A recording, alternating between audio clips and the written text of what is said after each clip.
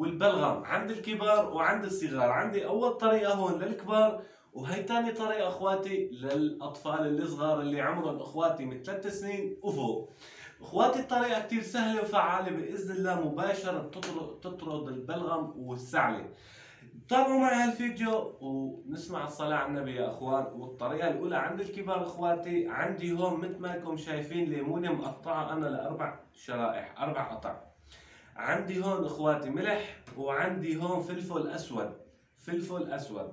الطريقة الأولى اخواتي عند الكبار، بس بدي تجيب حبة ليمون مثل ما أنا عامل، رش عليها اخواتي رشة ملح هذا الشكل، رشة ملح هذا الشكل يا اخوان. صرت ابلع ريقي من الليمون اللي لسه ما دقته. بالاضافه الى رشه بهار كمان اخواتي فلفل اسود هذا الشكل، هذا الشكل يا اخوان.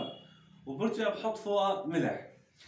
اذا بدكم اخواتي، اذا فيكم تاكلوا بس الليمون هذا الشكل والقشره تكبوها، او اذا بدكم اخواتي تمتصوها مص كمان بتصير. يعني باذن الله بس اخذت اختي الغاليه واخوي الغالي هي الحبه مباشر بوقف عندك البلغم والسعله والكحه. اخواتي بناكل تنتين المساء قبل النوم، وتنتين الصبح طبعا بعد الفطور. واخواتي اذا شفتوا كمان حالكم عم تسعلوا كثير، مباشر باخذ هي بتغنيكم عن 100 حبه التهاب و100 حبه سعله و100 حبه عن البلغم. مباشر خذوا هي الحبه قطعه امتصوها او كلوها. وادعوا لي، هي الطريقه الاولى خلصنا منها. بنجيكم على الطريقه الثانيه للاطفال. اخواتي عندي هون للاطفال اللي عمرهم من 3 سنين وفوق، عندي هون سكر بودره يا اخوان، سكر بودره. وعندي هون اخواتي عسل، اي نوع عسل بصير. عندي هون عسل. الطريقه تستخدم اخواتي، رح احط انا معلقه عسل يا اخوان هذا الشكل، وراح احط معاها اخواتي قدر معلقه سكر بودره هذا الشكل يا اخوان، قدر معلقه صغيره. رح اخلطهم مع بعضهم اخواتي لحد ما يندمجوا، ورح اقول لكم كيف الطريقه تستخدم، ورح تدعوا لي فيها باذن الله مباشر. وراجع لكم بالفيديو اخواتي. وهيك عندي صاروا اندمجوا مع بعض، وهيك صاروا جاهزين للخلطه.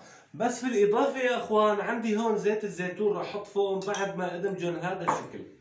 رح احط فوقهم اخواتي بسم الله معلقه، وهي معلقتين، وهي 3 معالق زيت الزيتون، ورح اخلطهم كمان اخواتي.